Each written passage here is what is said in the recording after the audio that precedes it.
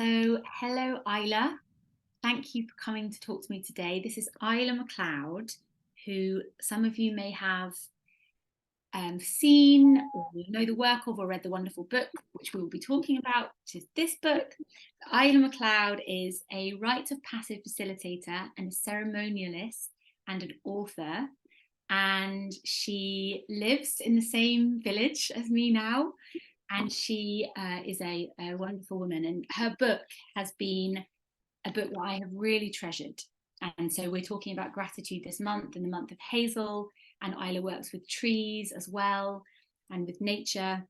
And her book, Rituals for Life, I'll hold it up for longer, is a book that I really, really treasure. And we're going to talk a bit about that. But first of all, Isla, could you tell us a little bit about your journey to becoming who you are now and to working with ceremony and with rituals and with nature? How did you get here? Thank you, Ross. I'm really grateful for this invitation to speak about gratitude. Can't have enough gratitude in this world. Um, yeah, I'm very thankful for my journey, which has been quite a winding one in a way.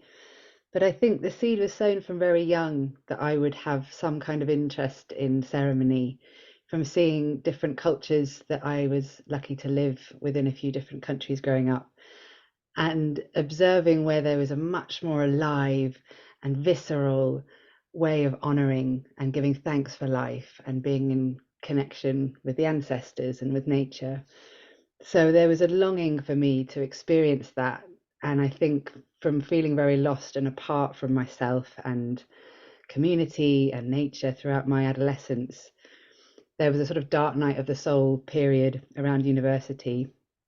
And I came through that time, attempted to find my way in London and getting a job and looking for some kind of career, but it was just soul destroying on so many levels. And I came to find meditation as a tool for starting to work more consciously with my mind and start to work through depression and how to support myself in becoming more resilient in a culture that just didn't support the more sensitive and mystical and spiritual ways of seeing that I felt much more resonant with. And so I found myself at a meditation retreat in Devon called the Barn. And I was just so grateful for the timing of that and the people that were there and all that aligned to enable something to be awoken in me in that time that I was there that showed me there was another way and that I didn't have to carry on this treadmill and that I could carve out a path that was uniquely mine and that was in devotion to some kind of spiritual path. And although that was a Buddhist retreat and I spent a good few years really delving more into the Buddhist tradition, there was something a little bit wilder that wanted to come through, a bit more feminine perhaps and embodied.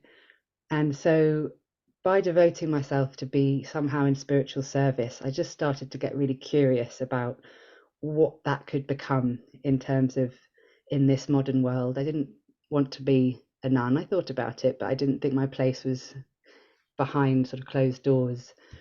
So I found myself moving to some woods and spending time in a yurt in Sussex, where I went with the intention to be an apprentice to nature, to really go to the source, as it were. I couldn't find a teacher. I wanted to be an apprentice and learn from an elder, but that wasn't happening. So I felt that by going to the woods and really meeting myself in that way, I could start to unpick where I had lost myself. I could start to face the parts of myself that needed healing and really come back home to a sense of belonging in the natural world that I just had never had really that I was aware of. And in the time that I spent there, I started to become very interested in ritual as a tool for creating a bridge between myself and nature and the more than human world, and starting to work more rhythmically with the seasons and the lunar cycle. And that brought me to this map called the Celtic lunar calendar, which works with a different tree for each lunar cycle of the 13 moons of a year. And in that journey, there was this opening up then of so much more, of finding the trees as my teachers, then guiding me to the mushrooms, then guiding me to ancestral sites and pilgrimaging around the British Isles to meet ancient yew trees and all sorts. And I started to just create a ceremonial life that was partly just spontaneous and exploring my creativity and what felt alive in the moment.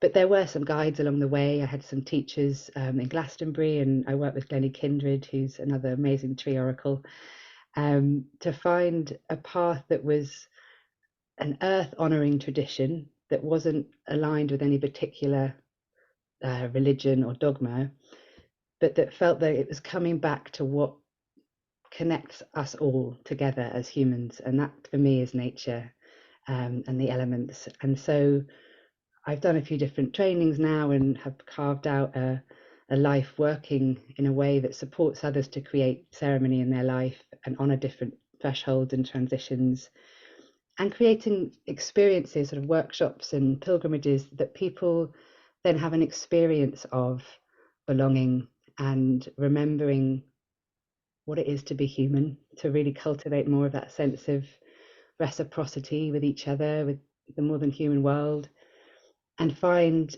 in that the natural arising from that recognition is gratitude, because it is just being in wonder and awe at this gift of life, that every day we get to wake up and see the beauty around us, and yes, feel the sorrows and the pain as well, but to feel it all fully, because it's part of the beauty, the richness, the fecundity of this world, that we can feel so fully. And the breadth of grief also comes, sorry, gratitude comes with grief. And I think that there's something around those twin aspects that particularly are our way of feeding and giving thanks and giving back to life by expressing our gratitude, by tending our grief. So they're often quite key parts of ceremonies that I hold, that will include an aspect of what we're letting go of, what it is that we're grieving, and also then really celebrating and giving thanks for everything that supports us, that nourishes us and inspires us. So that's sort of where I got to in this time in my life. So beautiful. It's so beautiful. I love hearing you speak, and I think it really, what I really loved about, well, I think actually it was your book that really helped me learn more about rituals, because I knew, I mean, in our culture we're so lacking in rituals, I guess, aren't we? We kind of have our birthdays and we kind of have Christmas, and we, you know, but we don't, there isn't so much room for a kind of ritualistic life in our culture. As you said, when you were growing up, you notice how in other cultures that you'd grown up in, there was more of that sense of vibrancy around it. And I think there is an awakening happening in the UK and in other parts of the world that maybe haven't had such a vibrant ritual life, because it's been more the kind of classic things around modern life, kind of shopping and drinking and TV and those things that are more kind of close us down rather than open us up, I guess. And it feels like those things are waking up, but it was really your book that helped me understand it and helped me see it as that when our lives feel very overwhelming, we're just very busy in modern life, and there's so many things that we've got to do, we can lose sight of making that space for the grief, for the gratitude. Like, as you say, it's the kind of both holding both, one in each hand. And what I love about your book is that I can just dip into it. So because you can just kind of pick it up on any page, just dip in, just see what speaks to you on that day. And there's so many lovely little ideas, and obviously it's also divided up by the seasons and different kind of topics, but I like just opening up and thinking of one little thing I can do based on what speaks to me, that where I open the book. Because in a way, sometimes when there's so much to do, the idea of like opening a whole book, or like trying to do a whole big ritual, or like go and do some kind of big ceremony, it feels hard to fit it in. But Yeah. rituals for life allows you to just dip in a little kind of way. Have you, in the work that you're doing, have you found that do you feel that there's a kind of opening up to ritual that's happening on a wide scale? Do you feel that people are waking up to the importance of connecting in this way and connecting to gratitude? Yeah, I think I've been very aware since the pandemic, actually, of there being a greater longing for connection, obviously, because so many of us were so isolated in that time. And that's what ritual offered me and still offers, is that sense of connection. When I was at boarding school and I felt very lost and lonely a large part of my life. And so by having just little moments, as you say, it doesn't need to be a long drawn out ritual. There might be those more significant moments in your life that you wish to honor in that way. But having little touch points throughout the day, it really does need us to, like, asks us to slow down, like just to have a moment of appreciation. We need to slow down more, whether that's to stop and, appreciate a flower that's growing in the crack of a pavement, or to give someone a compliment. There's this moments that we can just take that can be so simple, that can shift the way that we feel, and also sort of ripple out into the world more of those good feelings. It definitely feels like there's a more momentum also just on social media, and what I'm hearing on podcasts and other things, that there is more of a recognition as well that we need to discover a way of approaching ritual that isn't necessarily borrowing from other cultures, that it's actually making it really relevant for where we are with the land that we're with, and also that it's personal, that it doesn't need to be prescriptive or look a certain way. And in fact, it's been one of the greatest blessings of exploring ritual, that I've rediscovered my creativity. I hadn't really known how to express it before, and now it becomes a medium through which I can be creative, which is an unexpected gift, I think, sometimes for ritual. Mm. And I guess rituals can be alone or they can be together, but it feels to me that there's such power when we do rituals together. Mm. Have do you tend to, for your own practice of ritual, does it tend to be more alone, or do you like doing it with other people? How do you? Mm. I suppose because of the nature of my work, I'm often there present with other people, and I hold group sort of community ceremonies and retreats, and I love doing that. There is, as you say, that power of the collective intention and energy, that you get this real sort of sense of the power of that kind of prayer. um, but because of the way, I suppose, I started of sort of being alone in the woods, a lot of my ceremonies, the personal ones that I make to honor different times in my life, have been alone. But I say alone, they're very much intentional in that they go to spaces where I have particular trees or stones or more than human beings that I call forth to be witness to my ceremonies. Um, and I'm aware of that there's something for me, that I've been a lot more able to open up to the natural world than humans sometimes. Mm. Um, and I think there's sometimes a free flow and a kind of, um, maybe it's a self-consciousness, but something that comes about when you're on your own, that feels a little bit more wild and edgy, which I quite like exploring what happens in those spaces. Yes. And you mentioned about having your particular relationships with different trees and different stones. And actually, I love your, when we did an event together in Frome a few months ago about nature connectedness and psychedelics, and you gave everybody in the audience a stone for them to Mm, take away with them. It was beautiful. We went around with your basket of stones, and one of the rituals I really like in your book is having a gratitude stone, so that when you see it, you remember to be grateful for three things.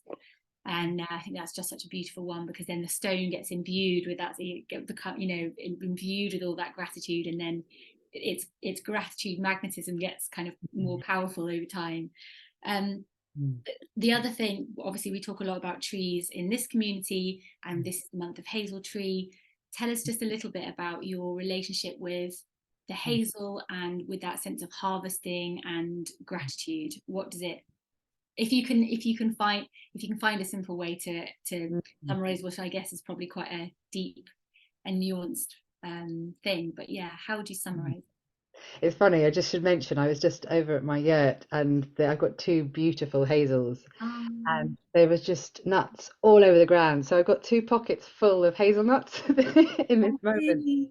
that I was planning to make into, well, used as part of an equinox ceremony next week. Um, Mm, when I lovely. lived in the woods, there was a hazel tree that became my morning writing space. So I would sit next to this hazel and have a coffee and with my journal and just and write. And I think that hazel for me has been a way for me to access deeper levels of insight and intuition, as well as being able to communicate more clearly, and also communicate with other realms and other beings. They have this real kind of, it's almost like a lightning bolt kind of clarity and light energy that makes them, and they're also used as, divining rods, that they have that ability to really hone in and know exactly how to get to the heart of something. um, I've often worked with them around when I, for instance, planning a new project or wanting to curate a ceremony and I'm a bit stuck on something, I will go and sit with Hazel and just spend time sitting quietly and maybe ask a question of them and then journal or just see what comes in response.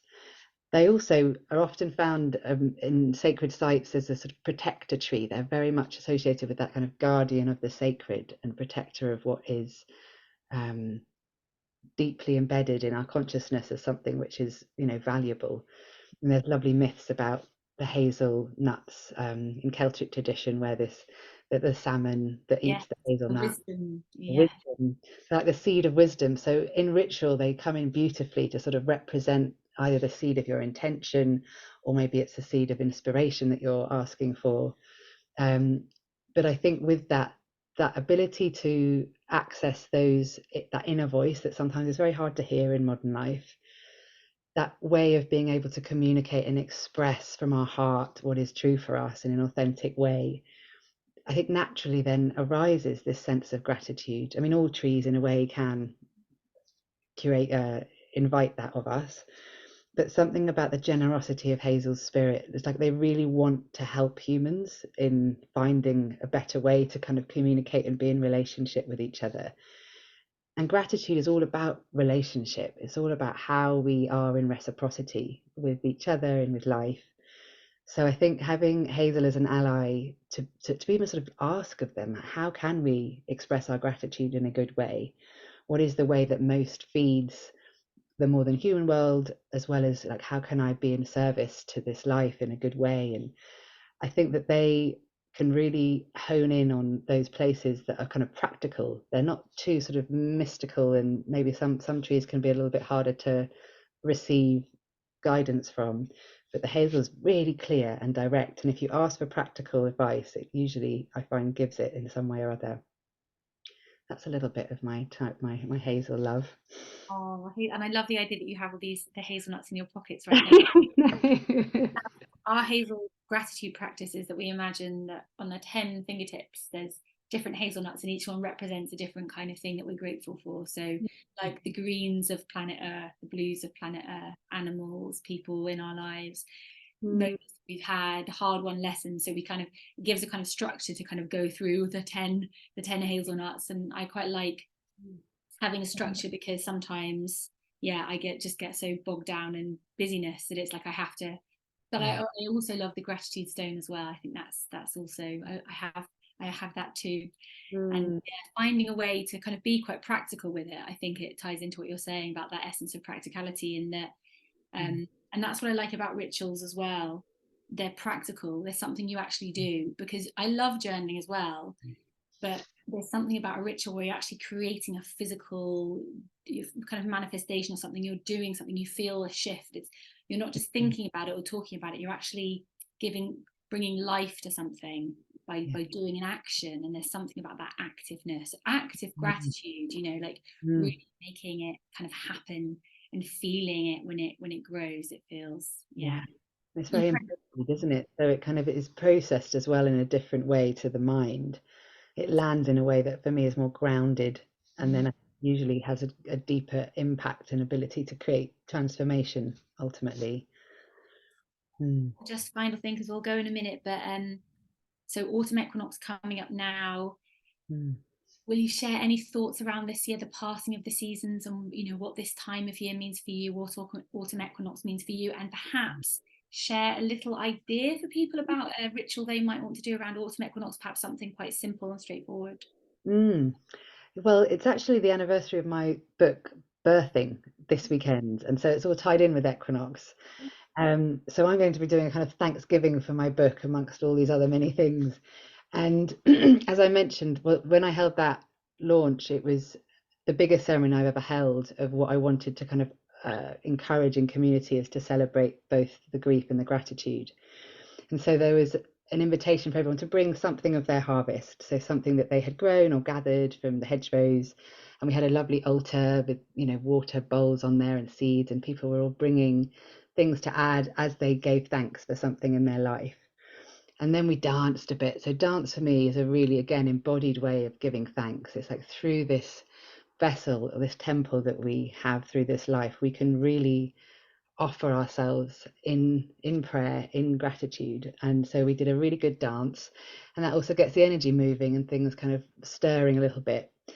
And so then we invited with the waters for anyone to come forth and express their grief by just placing I had a big bowl of hazelnuts, acorns, different seeds, and they offered a seed into this big bowl of water as they expressed their grief. And then afterwards, the water is then offered sort of as a blessing to all the harvest and offered around the earth. And it's sort of seeing how the grief, the tears, then feeds new life to grow. And so within Equinox, you've got this time of equal balance of the light and the dark. And we're going back now into the darker phase of the year in the Northern Hemisphere.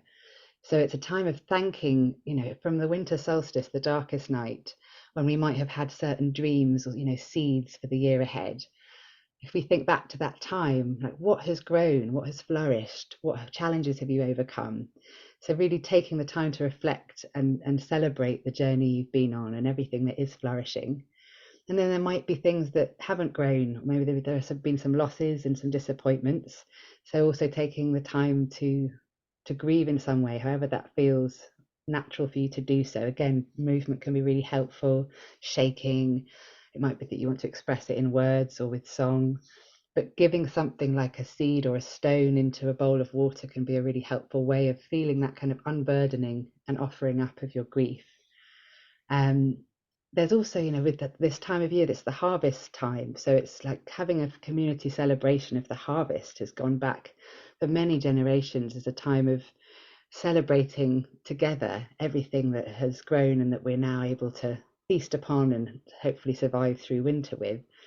So having a time of, baking together, or having a good feast, inviting your neighbours round and sharing together what you're grateful for. It's infectious, isn't it, gratitude? So once, you also can share through little like acts of kindness. And someone once shared with me something called notes of loveliness.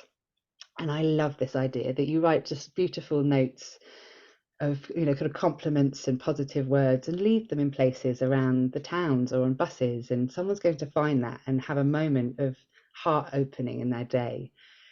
And so those little moments as well of appreciation that can come, at the beginning or end of a day. Sometimes I like to start with just things that I'm grateful for in the morning. And then at the end of the day, reflect on my day and share what I'm grateful for. And I think starting the day in a good way, I know how much that helps my well-being generally to then have a more easeful day. But almost just saying thank you, if you can walk outside or if you can look out the window and just acknowledge that you are here to meet another day, give thanks for that. And if you have, I like to do it with water, that you can have a bottle of water which you either can like place a word on that you stick on of gratitude or joy or love, but infusing it throughout the day with things that you're grateful for, so that at the end of the day you have the glass of this water that's been infused with all this goodness, and then it's sort of percolating in your body and becomes a part of you. So little things like that as well, just to have as a practice. You mentioned the gratitude stone, and I also have a totem that I wear sometimes, which you can have. Lots of different woods work really well. I have hawthorn, I have a willow one, and you just have it as a touch piece that whenever you touch it again, you just give thanks for something in that moment. So it's like it's a muscle that we do need to train again in a world that's so focused on individualism and consumption, that there's not a lot of space for just acknowledging how much we do have and how fortunate we are and how blessed we are really to be here and alive in this miracle of a human body. And just having a moment to really slow down, as I said, and then just come home to your heart and just feel in this moment, what is alive for me that I can honestly give thanks for. And it might be harder some days, I know there's times when I really like scratching at the surface for something. But then there's this sort of how blind we can become almost because of what's happening in our life to be able to see that kind of beauty and abundance. So by every day just having a little practice and some kind of rhythms that you tap back into, I think that can be really helpful.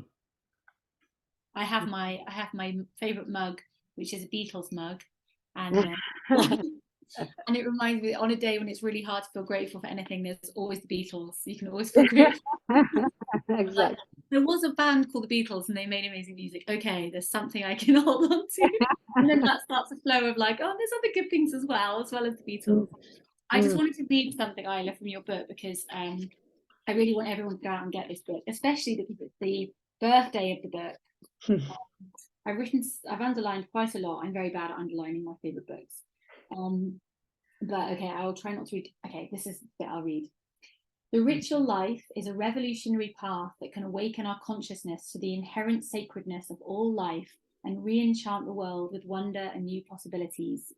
By acknowledging the exquisite diversity of the whole, the different dimensions of existence, and by reinstating the feminine principle, the creative force that embraces inclusivity and the wisdom of the cycles, we can expand our perception of what it means to be human in relationship with all life. And then just I mean, I would like to read all of it, but the last, as the gardener of your soul, as the gardener of your soul, it is up to you to find the tools that will help you weed out what is binding you and cultivate practices that enable the seeds of your longing to bear fruit. So beautiful. You're such a brilliant writer, and the whole book is imbued with that sense of wonder and magic. So happy birthday to this wonderful book. Thank you. Happy autumn equinox to you, Isla. Thank you for coming on, and we'll put lots of details about you for people in the community where they might want to find you and work with you and explore what you're doing a bit more. Grateful to you for being you, and very excited that we're now neighbours, and really excited for all the rituals we'll be able to do together.